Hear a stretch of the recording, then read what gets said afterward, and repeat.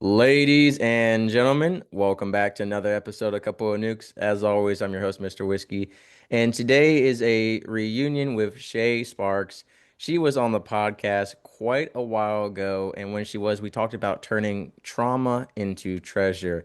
She is an author, a coach, a speaker, and we are gonna get into an amazing time. She and I actually just reconnected at Military Creator Con.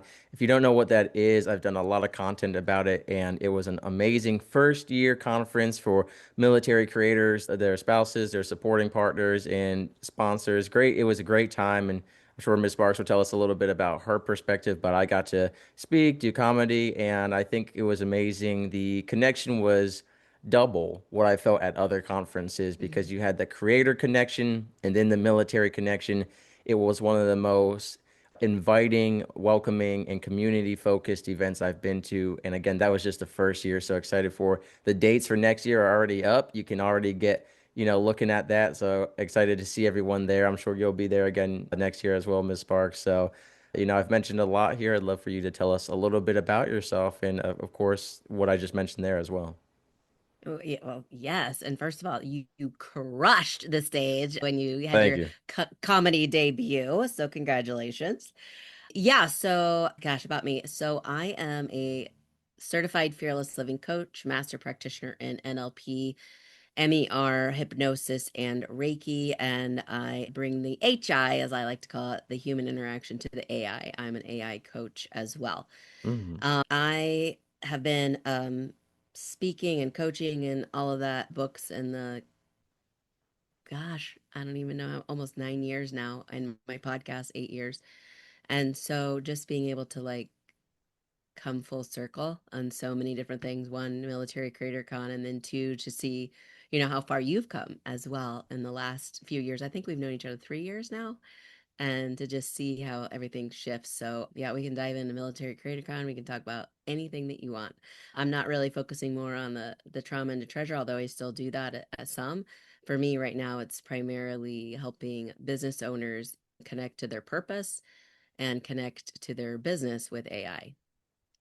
So there's a lot to unpack there. I really like HI. You're the first person I've heard say that. I don't know if you invented that. You better get it I trademarked if did. you did. You know, I need um, to, yes.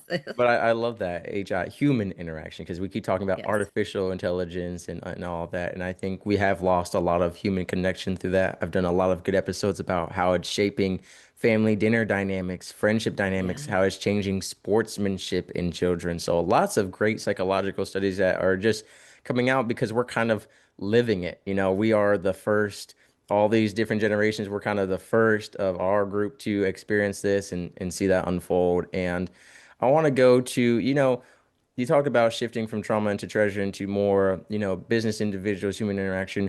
What kind of inspired that shift in your work? Mm. I think it was, I don't know if it's me or I don't know if it's, they say you attract who you are.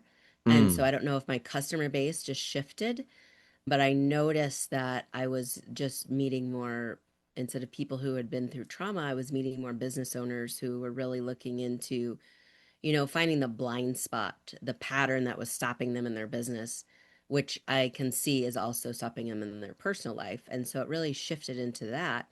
And then I've been using AI for the last couple of years, just kind of dabbling in it here and there, and then got real serious in the last year with it. And then decided, you know what, I need to like lean into this and really help because there's so many people who are like fearful of AI. And I'm like, but I can help you. I can walk you through it. I'm not going to do it for you, but I can show you that it's not as a thing to be scared about or to have any fear around it.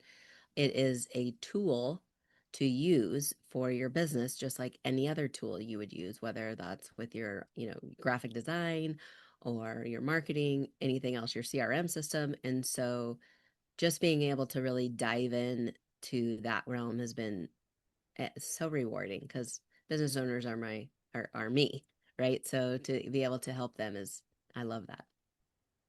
and it's a great example of sometimes we don't find our calling comes right to us. I think you Hmm. talked about that, and that's really amazing because sometimes it does happen that way. And one thing I've talked about before as well is we've had some interviews on this podcast where we talk about like what defines an expert. And because a lot of people who are podcasters, for example, they don't feel like a podcast expert because they're not one of those big names. They're not this huge company. But I had a guy on my show who what they broke down to him, which he broke down to me in the audience was everyone kept coming to him with questions about podcasting and he knew all the answers and they had all these questions that to him seemed very basic knowledge and they was said well you've become an expert then when you can Mm, teach people to do what you do and you know the answers and you can streamline what they're doing and help them avoid a lot of mistakes and perform well then you kind of become an expert. So sometimes we don't feel like we're that qualified. And then we realize that we've put in a lot more hours than we think. Even for you, for example,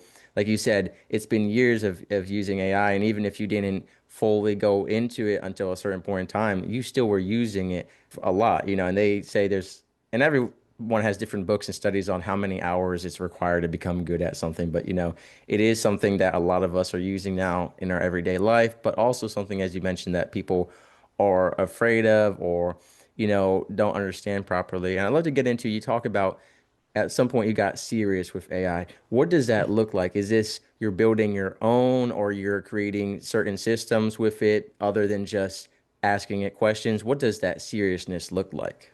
yeah, all the things. I really just stepped into I'm not an expert, so I'm not going to use that word, even claim that word, especially in Right. this world. Any other world, I might be like, yeah, I could say I'm a expert. I don't know if I would, but I could go under that title, be okay with it. But with AI, it's constantly evolving. And Yeah. so as soon as you say you're an expert, you're outdated. I feel like in this world because it's constantly 100%. moving, right? Right? It's constantly updating. So for me, when I said I got serious about it, was really leaning into and learning like what can you do for me? And how can I use this for my business? And I I think I well one of my friends so I have a community as well, and one of my friends who's in my community, he said, you can build a clone, you can build your own agent, things like that. And I was like, okay, well, what is that? And so instead of going to him, I would lean into my AI, which I called Chatty Cathy. That's who I was using, Chat GPT at the time. And I'm like, tell me what this is. Tell me what an agent is. Tell me what a clone is. What does this do for me? And all it really is just systems and documents set up so that your AI knows you better than you know yourself. And the reason to do that is so it can help you see where those blind spots. It can kind of show you where you don't want to do certain things. And so then as I started to build my business and got several clients, I mean, I don't even know how many, 10, 15 now clients where I work with them on a weekly basis, I kind of use that system. Like we build out a clone, we go through different procedures, whether that's operating or marketing strategy, depending on what it is that they're looking for in their business. But at the same time, because we built it out, their clone.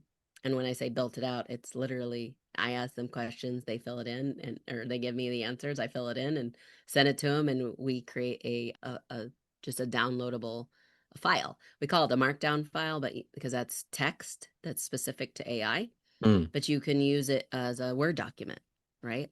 Or a PDF. So, however you can to describe what it is that you do and who you are and what you represent, it will also then notice when you start to go off, like start to procrastinate, or you start to drift, or you start to go doubt yourself. mm, And then that way it can kind of call you back. And that's the thing that I'm learning with my clients is probably the best human interaction I can describe is because we're noticing those types of things are so imperative in building out an AI agent and building out your AI clone is to really make sure that you're adding all of these key aspects about yourself that you might not tell anyone about. But when you tell your AI, at least your AI will kind of understand how to call you out when a coach isn't there. mm.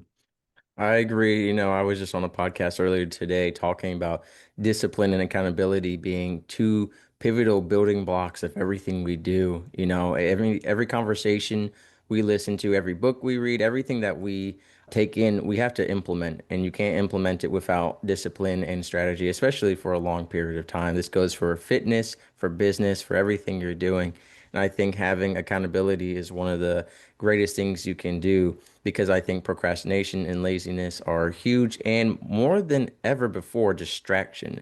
We live in Hmm. the most distracting time period there has ever been, in my opinion, with social media, with the news, with everything going on left and right. And then, of course, you know as well as I that as entrepreneurs, especially, we get into so many projects at once. We kind of, Yes. well, we never relax, no pun intended. We wear a lot of hats. And so, Yep. it ends up being where sometimes they're not bad distractions, but they cause us to not manage our time properly. And I think Mm. that's one of the most important things, which is plotting out time and scheduling that. And that's something that you could definitely have AI help you with, which I want to get into. You talk about finding blind spots. And do you have an example of maybe something AI caught in your personal life that you were like, wow, I wouldn't have seen that or thought of that, and that has really benefited you? Yeah, absolutely. So you said something a little bit ago that made me think of it, that we wear a lot of hats and that we tend to be get distracted easily. So when you tell your AI, when I told my AI, like all the different hats I was doing, all the things I was creating and making and all of that, and then saying, here's where I get distracted, it asked me a question back of, are you distracted because you're bored, or are you distracted because you don't love what you're doing? Mm, And then the procrastination part is, are you actually just being distracted, or are you procrastinating again, because you're bored, you don't love what you're doing? And then it asked me something like, do you need a break? So a lot of times we reach for those things, like you said, the social media or your phone or whatever. It's because our brain has been working for so long and it just needs a mental reset. And so I didn't realize how much I was needing that reset over and over again because I was reaching for my phone so much. And one of the things that helped me through this was I decided to create a time block system for my calendar and integrate it into my Google Calendar. And you can tell it that, and you can ask it instructions on how to create that, and it'll tell you word for word. And you say, this is when I begin my day, and this is what my day looks like, and this is what I would like it to look like, and this is when it ended, and here's all the things in between. And then I said, okay, and tell me step by step on how to literally upload this to my system. So it creates a downloadable file, and then you upload it into, import it, export it, import it into your Google Calendar or your mm. iOS calendar. Now, here's what's amazing about that. I have several calendars for several different things. Right. It's already overwhelming. But then I open that and I'm like, oh my God, what did I just do? I mean, I freaked out so bad because I was like, I can't do that. No, no, no. I don't want to see all that. I thought I wanted to see all that. And now that I've seen it, I'm like, I don't like that. I don't want to see it. So I then went back and was like, this is what I need. I want off. Deleted what I wanted off. And I kept the things that helped me reset, like a walk in the afternoon and things like that. Now, do I always do it? No, but at least it gets me seeing it and going, okay, I've built that in for a reason because I know in the afternoon I get sleepy, I get tired, I need that reset. So get out in some fresh air always helps. For sure. I actually always express gratitude for my dog because she is my accountability partner and she forces me to take breaks in those Mm, resets because she has to go outside. And so yep. I actually walk her, and I find that to be great because I think one of the issues is so many of us are seeking a break from our work, most of which is digital, by going onto our phone digitally. And so a lot Right. of us aren't giving our eyes breaks. We're not giving our brain that processing information break compared to, like you said, going for a walk outside, whether you have a dog or not. Maybe you walk your cat on a leash. I know people who do that. I saw a man walking a bunny on a leash in Japan Oh when I my was there. gosh. Yes, he had a bunny on a leash and was just like hopping along. Like, Oh, so funny. whatever you gotta walk, or if you have a bird that flies outside, whatever you gotta do, Yeah. even if it's just yourself, I think it's good. And you don't have to walk, even if it's just sitting outside. They say, looking out at trees in the distance or nature can really reset your eyes, which is a huge part of nowadays. We have a lot of eye strain. And again, processing Mm-hmm. that information because even though going on social media and looking at pictures and, online jokes and videos seems like it's not information, you're still processing all these different colors, all these different words, all these different things. And I think that a lot of us aren't taking real breaks. We think we're taking a break. And so I think it's important to block that into your schedule. If you don't have, in my case, I have my dog.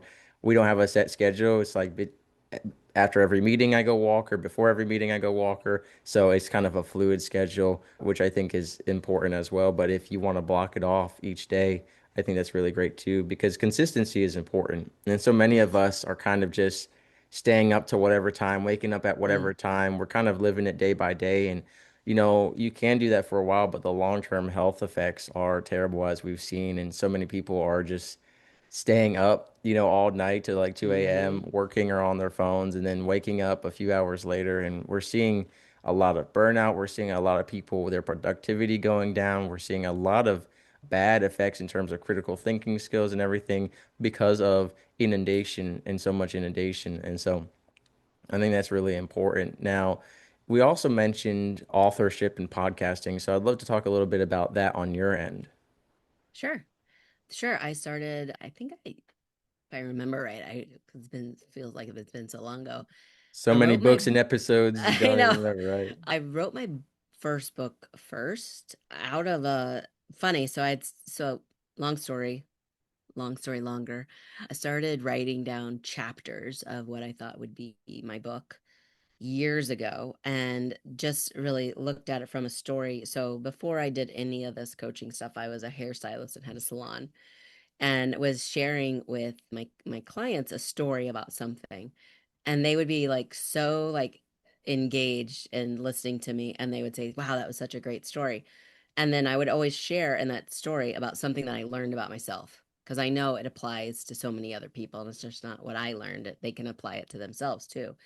And so I would go home and then kind of write that story down, so that I was like I was gathering all the lessons, kind of what I've learned. And as I was doing that one day, I just felt like, and I'm a spiritual person as well, and I just felt like God said, this is not your first book. And at the time, I was just like, okay, time to put it down. And so I stopped writing. And I think it was like probably within 6 months, maybe. My mom was going through a lot of issues, health issues, and ended up getting diagnosed with terminal cancer. And so I'm glad I put the book away, because then I was able to focus fully on her and still work on my business and take care of her. I drove 4 hours every other weekend to do whatever she needed, taking care of her. And I did that for 14 months until she passed away. And then it was after she passed away, I think a whole nother year, I just felt like, again, God was saying to me, today's the day. You need to go grab your laptop and go to a coffee shop and start writing. But he didn't say my book. He said, start writing for your website for your coaching, because I was at the time hired a coach to help me with my coaching business. And what is it like? Mm, What do I do? What kind of coach am I? And so he's like, oh, you need to write, your script or whatever, your copy for your website. And I was like, well, isn't that why I hired you? Because I couldn't at the time, couldn't really even see who I was.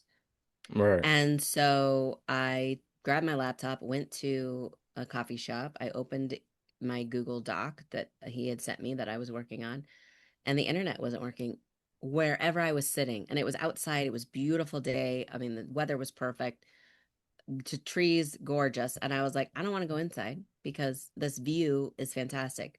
And so I said, well, I'll just open a Word document and see what happens. And so it was literally like, okay, God, what do you want me to write? And then 6 hours later, I sit back and I'm like, I think I just wrote a book. What? And it was still shocking to me that that all happened, but it was something that, he had was a it was a thing I did because I was going through a boot camp for speakers as well. And I wanted to be able to present something when I speak, like even if it was just, people buying my Right. book in the back of the room type of thing.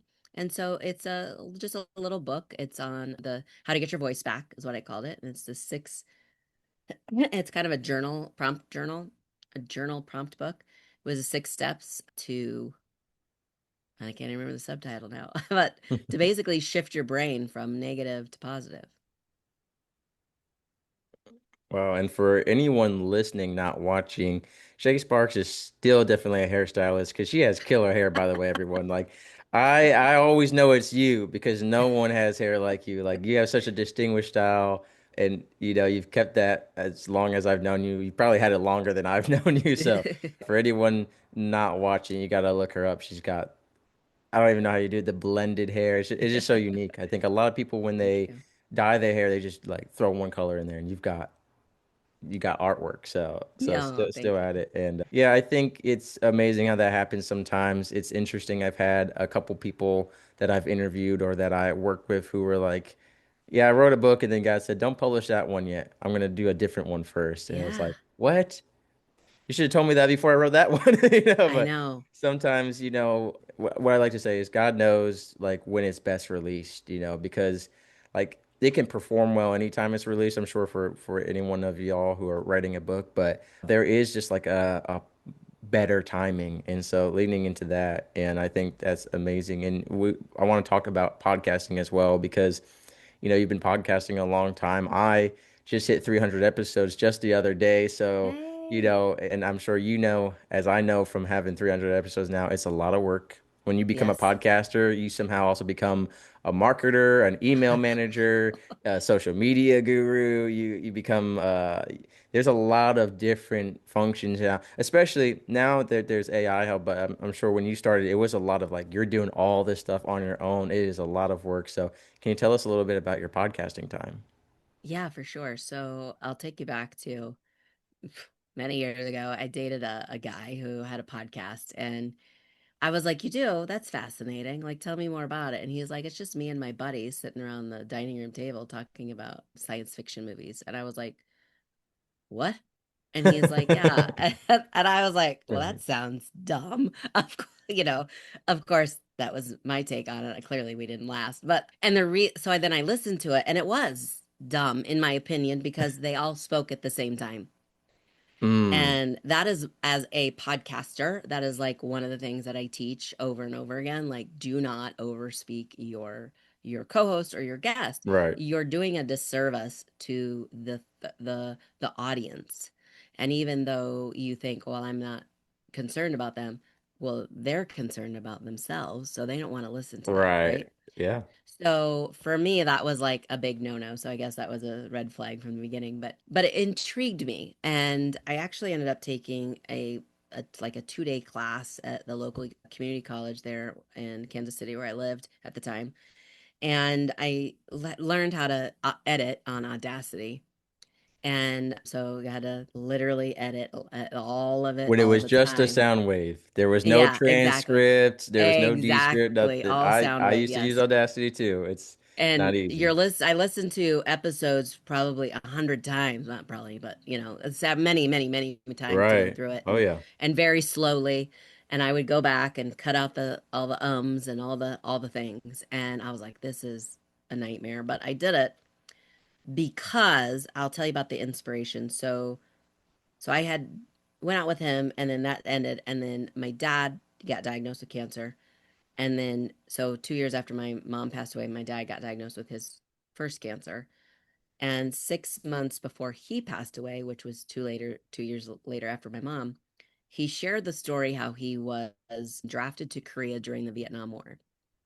Up until then, I'm in my 40s at this point. Up until then, I had no idea he was drafted. I thought my whole life he had enlisted. He never talked about it. Never once talked about it. So the fact that he shared that story with me was huge. And then, of course, we don't know when we're going. And so after he passed away, I was like, ah, I wish I had recorded that. And that is one of the many reasons I started my podcast because I realized how our voice, those lessons that we learn along the way, is our legacy. And I thought, okay, so I got to start a podcast because it's important to me to share people's legacy. It's important to me to create things, content, that it's not about just the family of my guests, but the generation, the next person. We can all learn something from everybody's experience. And so I decided I was just going to do it. And I had held on to this name, this title, which I didn't know what the title was, which is funny because I held on to the title of my book, How to Get Your Voice Back, for years too. And I held on to the power of investing in people for years. And when I decided to do the podcast, I'm like, well, that's what's me called, Power of Investing in People. And so I Mm, interviewed all of my entrepreneur friends who I knew their trauma stories. Like I knew that they had gone through some major moments, life defining moments that they never talked about. And I'm like, but that's where the good stuff is. Like, let's talk about that. Like, how did you invest in right. yourself? And that overflowed onto your family, life, and business. And so they were more than happy to share their story with me in my podcast. And that's where it began. And then one of those, so that was my first season, which I think I did 25 episodes in the matter of a few months every week, as you do, right? And then I was grieving my dad, going working, and I had the salon, and then I was in a coaching program as well. So it was a lot. And one of the guests I had on there was a veteran, and he became sober, and he was a first responder after he was in was it the National Guard? Something like that. And he was actually helping the recovery of the Oklahoma City bombing and Oh, had become a firefighter then after that. And he was obviously dealing with PTSD, became an alcoholic, has now become sober, and he started a nonprofit to help other veterans and first responders to be sober. And I was like, I love that. I mean, I'm sober too, so I love that conversation. And so when that aired, there was a couple of his friends that reached out to me that said, I want to be on your show. One of them, Travis Johnson. oh, okay, yeah, Yeah. yeah. And he, like, that was 2019. Wow. So, yeah, 7 years ago. Like, crazy how time flies. And my podcast started 8 years ago. And then it just grew and it changed and it shifted. And, I went from recording all the time to once a week to twice a week. And then as time has gone on, it's like, okay, then I've kind of slowed back down again. But at one point, 4 years ago, I had launched another podcast with three other women, and we were called Underwired, to uplift and support women everywhere. And we were a weekly show. And then it got picked up by an online network. And we were doing a live show, interacting with a Telegram audience while we were doing the live show, video and audio. And we had to learn how to not talk over each other. So we had a rundown on kind of like things we were going to talk about. We had different segments and stuff, but it was so great because of the interaction with the audience. We know as podcasters, you have, I like to say, when you have a podcast and you are the host and you have a guest, that's two people, but you have to take in consideration the third, which is the audience.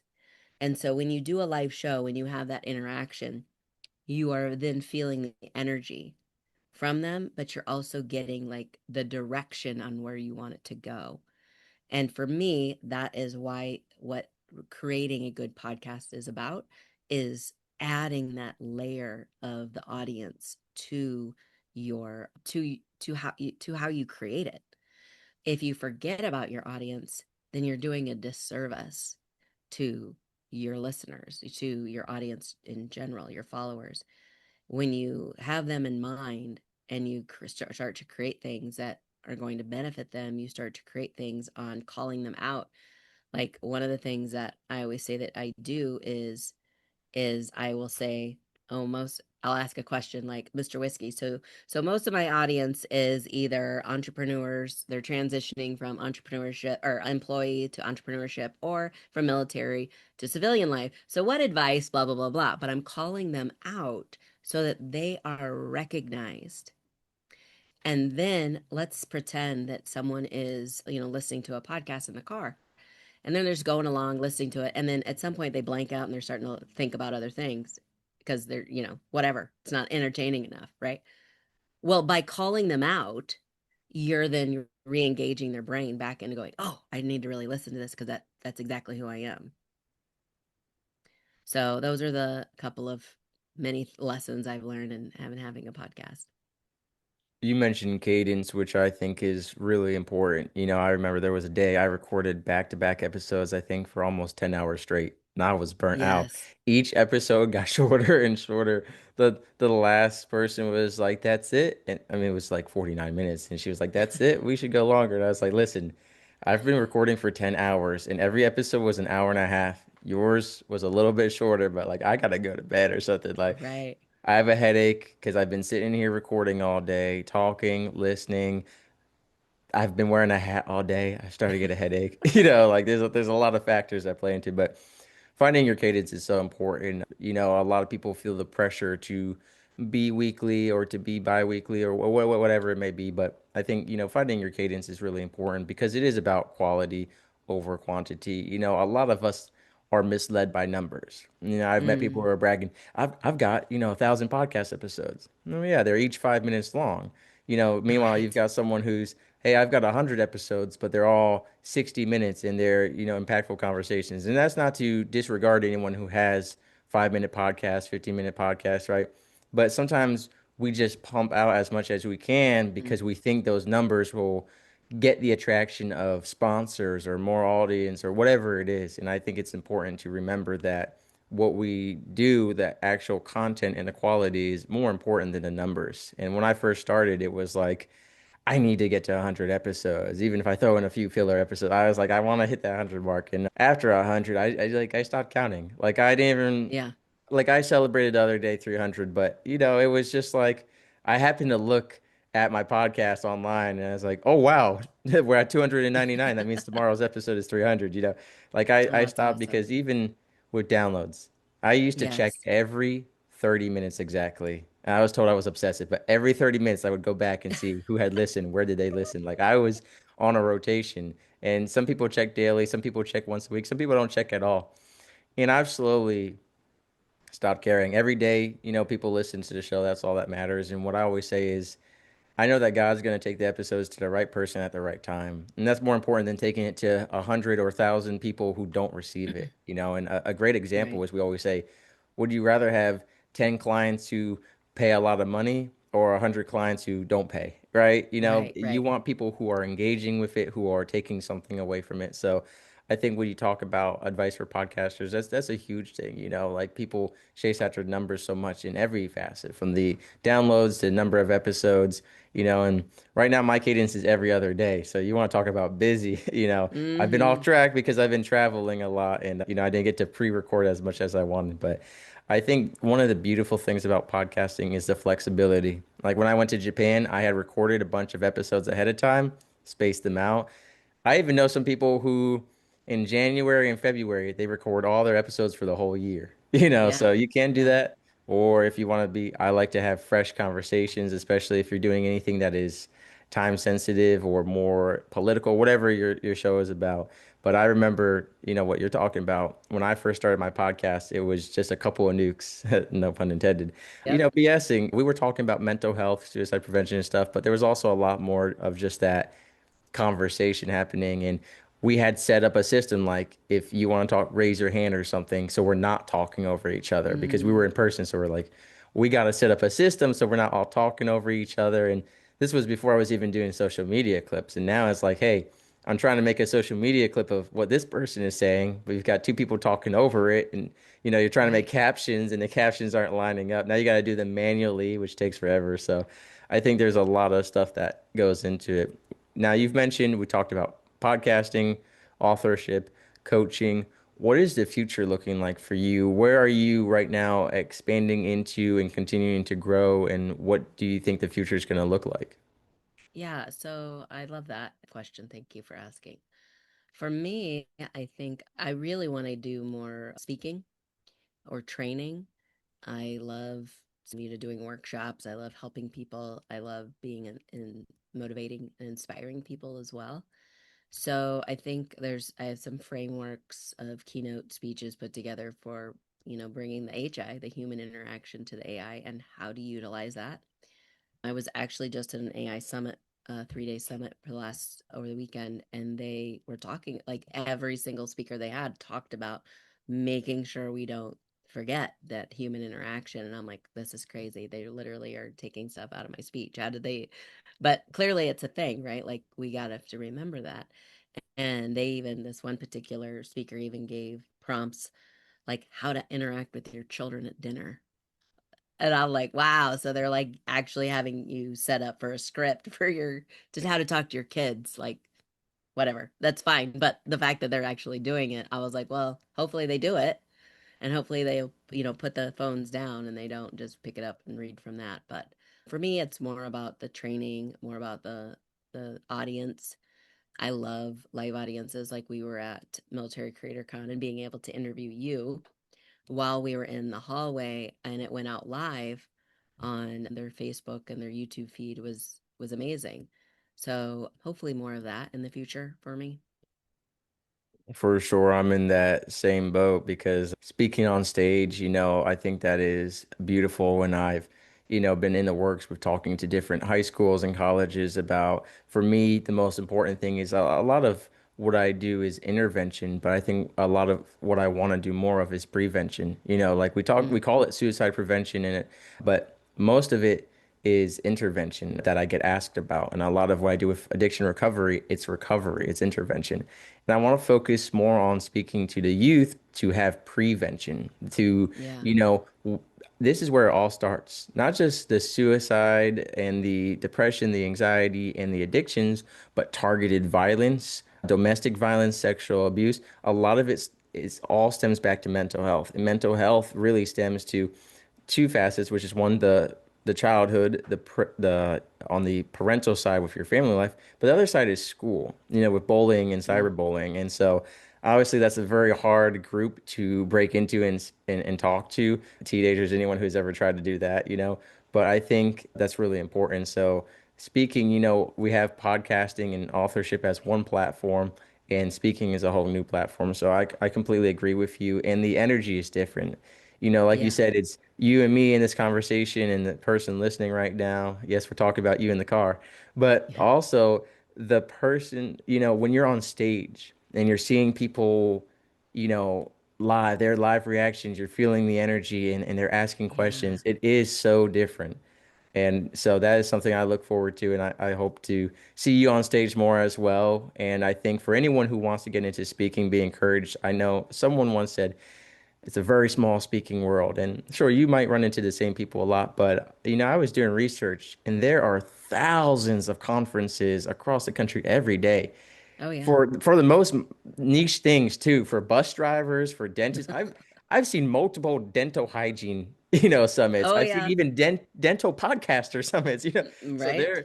there are some crazy niche things out there that you can get into. And I always say now more than ever, if you feel like you are part of an interest that is very outcasted or small, I guarantee you online it's building in momentum a lot more than you think. And in person, we're seeing more. I would have, when I first got out of the military, I would have never thought there was podcasting conferences, and I've spoken at multiple now. I never would have Mm-hmm. thought that there was military conferences for, let alone military creators, but Right. there are, and we've seen some amazing tracks at those. So I encourage you, if you think that there's not a platform for you to speak on outside of podcasting or authorship, there is. You just have to go look at it.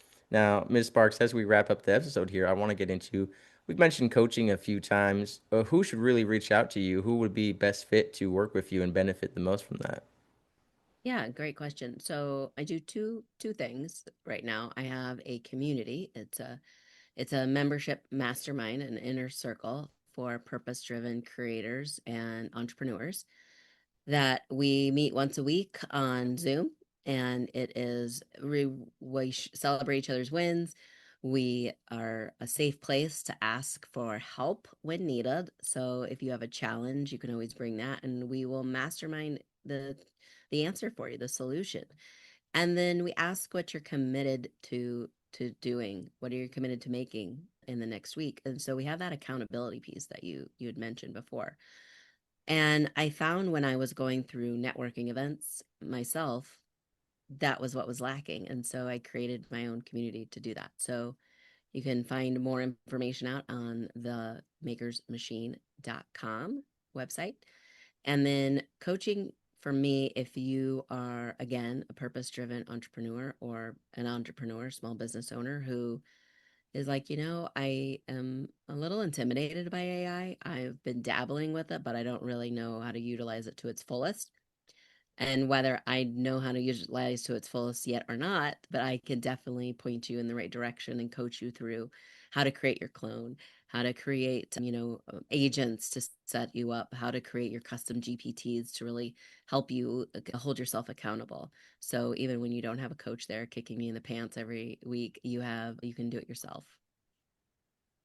For sure. And we're going to have your website linked below for people to check out where they can find your books, to find the podcast. And then, of course, the coaching is really important for whoever wants to benefit from that. And then we'll be on the lookout for you on stage throughout the year. I know I'll probably see you at Military Creator Con coming up, if not Absolutely. Podfest or Podcast Boom or whatever. Like I said, there's so many events that we've bumped into each other at and a lot of different people. So I'm sure we'll be seeing you again. It's always a pleasure to talk to you and catch up and see what you're doing. And I think that's one of the most beautiful things about podcasting, especially is getting to meet someone who's been on your show in person. And for the most part, I have yet to really run into someone who wasn't who they seem to be. Hmm. In any industry, you're going to find some fake people, of course, but so far I've been very fortunate that the kind of people who want to guest on my show and vice versa, they show up as they are. And when I've met them in person, it's been like we've always known each other because they were exactly who they were. And I think that's one of the best parts is like meeting someone who's been on your show or read your book and something and just that excitement and energy. So I look forward to the next time I see you in person, and I thank you for your time today. Well, thank you. And I'd like to say something before you hang up. For sure. I think we met in 23 and you were at we did a military creator con, but it was very brief. I think it was like maybe half a day. It was just me and Sean Douglas bouncing back and forth to each other. And just to see how far I'm in these 3 years, Mr. Whiskey is amazing. You are not only have been an inspiration before you hit record the first time, but you've continued to be an inspiration every time. You are not only sharing such amazing wisdom, but you are stepping out of your comfort zone. You're trying new things, you're putting yourself out there. The comedian thing was absolutely mind blowing amazing because you were courageous. And so I just want to commend you on all the work that you are doing, not only for your business, but for yourself and now for your new family. So congratulations. Thank you so much. That means a lot. And I think it really goes to show like I just started a podcast to kind of just have conversation with some people and it's turned into something unexpected. So I highly encourage everyone listening, you never know where what you're trying to do and what you're passionate about is going to take you. And if you do want to step outside of your comfort zone, go do some stand-up comedy because that was like the most like I rather sing and I can't sing. I rather sing or let's like give a speech on demand than have to do stand-up comedy because if you say a joke and no one laughs, you feel that. Trust me, Yeah. I've been there Yeah. and it is a terrible feeling. And then when you kind of throw in a joke and everyone laughs, that's the best feeling though. So Yeah. it comes and goes. But thank you Yeah. so I much took for your kind improv words. classes for a year, so I get it. Yeah. Oh yeah. So Yeah. so you have a joke for us now then? I do not. Okay, you gotta Sure, go I'll give gotta you a go back to dad joke. class. I'll give you a dad joke, All actually. right. So, what does the ocean say to the beach? I already know what you're gonna say. Nothing, it just waves. Oh, you got me. I thought you were gonna say, I'll see you later. Ah, that's a good one. Yeah, But no, you it just said waves. nothing, it just waves. That's Yeah, good. That's yeah, good. All righty. Well, and with that, save us from bad dad jokes. Send in right. if you're listening and you want to send one in, go ahead. All mine are just making fun of blondes, so I won't share any. But Ah, but Ms. maybe Parks, another thank you time. so Yeah. much. Thank you.